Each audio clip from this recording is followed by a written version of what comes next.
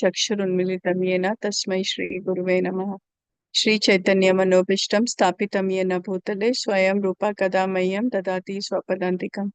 नमः ॐ विष्णुपदाय कृष्णपृष्ठाय भूतले श्रीमते भक्तिवेदान्त स्वामिनिति नामिने। नमस्ते सरस्वती देवे गौरवाणी प्रचारिणे निर्विशेष शून्यवादी पाश्चात्य देशतारिणे। जय श्री कृष्ण चैतन्य प्रभु नित्यानंद श्री अद्वैत गदाधर शिवासदि गौर भक्तवृंदा। हरे कृष्णा कृष्णा कृष्णा हरे हरे, हरे Ram Ram Ram Hare Hare. So, continuing to read Namacharya, the life of Srila Haridasa Thakur by His Grace Rupa Vilasadas, and we are on page 137. The important point is that preachers should desire nothing but the greatest benediction for all those they approach.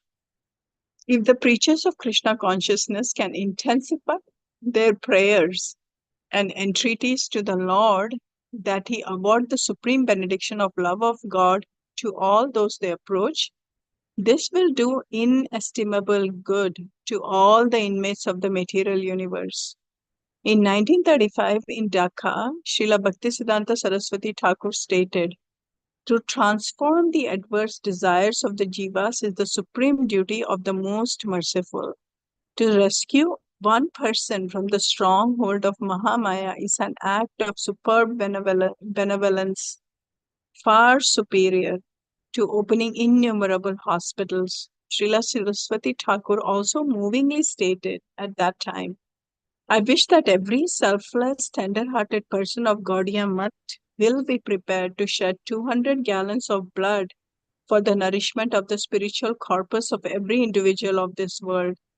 In this connection, Srila Prabhupada comments, "I have received one complaint from an Indian devotee at Mayapur that he is maltreated by our American devotees. Kindly inquire into this matter and do the needful. Every Indian or foreign, whoever joins us, they are not under any obligation. Our only tie is love of Godhead.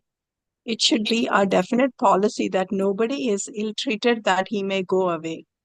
We recruit a person to join us after spending gallons of blood.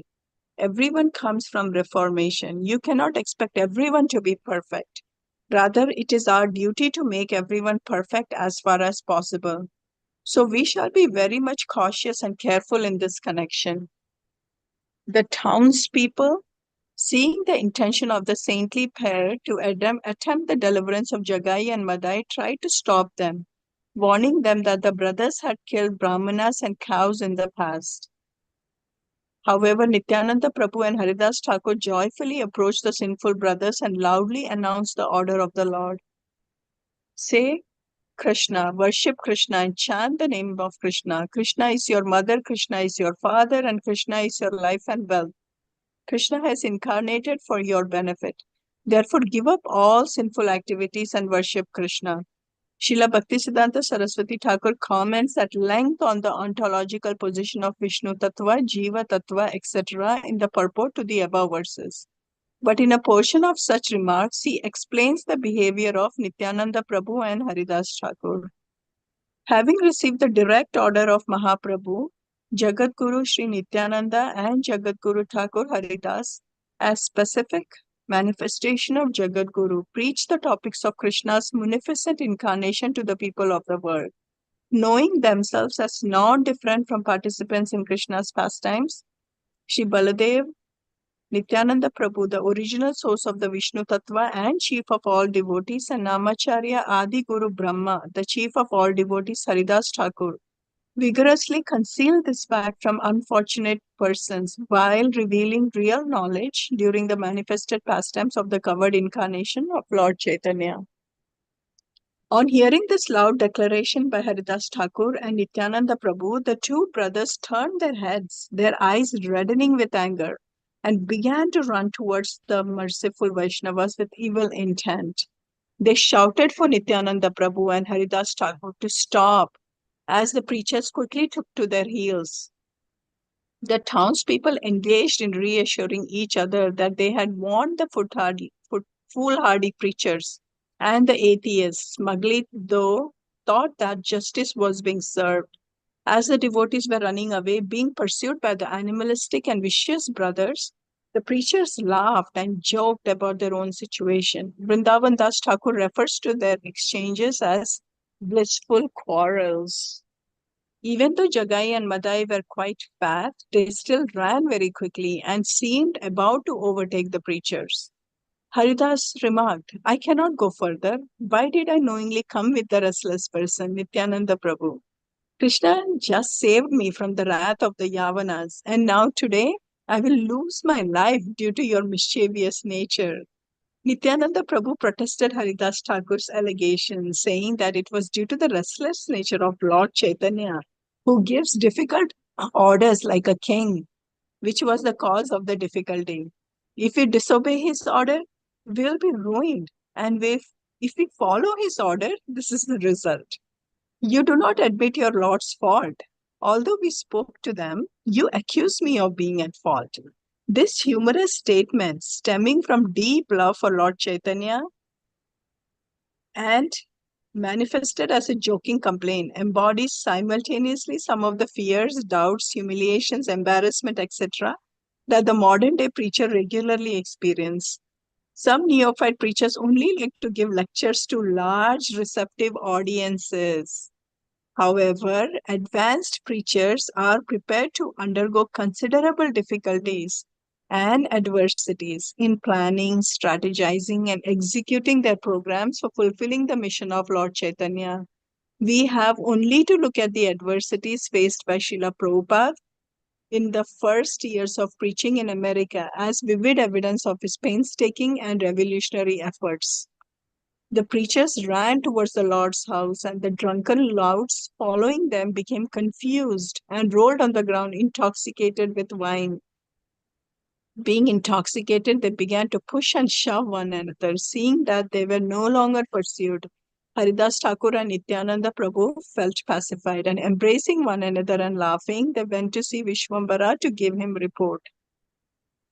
Today we have seen two strange persons. They were great drunkards, yet they called themselves Brahmanas. We nicely requested them to chant the name of Krishna. In response, they chased us, yet fortunately we survived.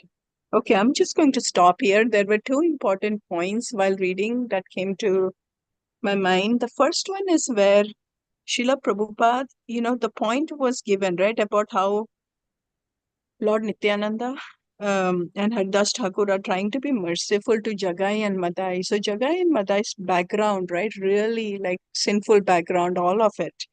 However, they are still trying to give mercy to them.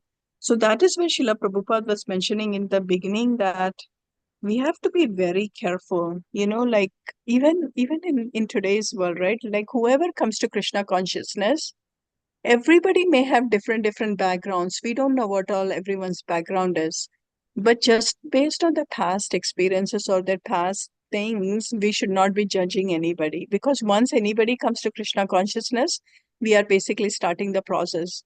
And the other lesson learned is also that how Prabhupada was saying that the American devotee was harassing somebody else or something like that, right? So again, that kind of a thing going on, right? Even in the congregation or even in the temple, wherever, that whenever somebody comes to Krishna consciousness, or even expecting that everybody in the temple is perfect. See, we all have taken this process up, but we are like, it's mentioned that we are all still taking a shower. We are not clean yet.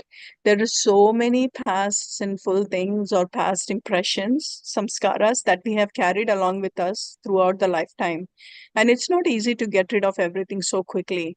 So there are things that will show up, like when we, maybe if it is like short attention, or maybe it is getting angry, or maybe whatever it is, right? Different things will show up, but we have to be really be graceful, I guess, give grace to everybody rather than trying to point fingers at others. Mutually we have to do that. It's funny because last week I saw this post on Facebook, and I shared it on my page also because I thought it really spoke to me. It said, stop looking for the perfect church, go worship the perfect God with a congregation of, people who are imperfect, Understanding that they all need grace as much as you do. I thought it really spoke to me because, as I said, like we all expect others to be perfect.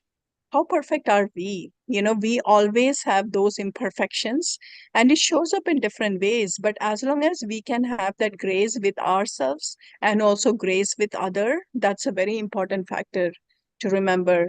The second important point that just came across is about preaching. See how clearly it is mentioned, right? Like a neophyte will easily sit and give class to this very large receptive audience. I can relate to that, like as if giving a class in the temple. We know temple, everybody that comes to the temple is receptive. So when we give class at the temple, we know everybody's receptive. It is very easy to give a class at the temple or even to like this, right? This congregation, like everybody that's listening right now, everybody's receptive. So it's very easy to do that. However, the challenge is when we take these messages and go out in the public, like the Harinam, right? Kevala Bhakti Prabhu arranges every once a month, going out in Mill Avenue, trying to preach to those. Even going, I still remember when Mahavishnu Swami came, he really took us to the bar, inside the bar, so things like that. So that's where the challenge comes because otherwise, it's easy. I can just go to the temple and give the classes or even sit in this forum and speak about everything. It's very easy. But that's where the challenge is, where we take the message. There will be hurdles, there will be blocks. Even Srila Prabhupada, when he came here, there was nobody here, right? He had to start from the scratch. And that was real preaching. So here, example, the given is how Haridasa Thakura and Nityananda Prabhu is doing this, but it's really facing those challenges, facing those blocks, but still continuing with the preaching message. And that is what is going to be pleasing to Lord Chaitanya. Very beautiful message this morning. Thank you, devotees, for all joining here Sunday morning. And we will just chant for like 5 minutes because then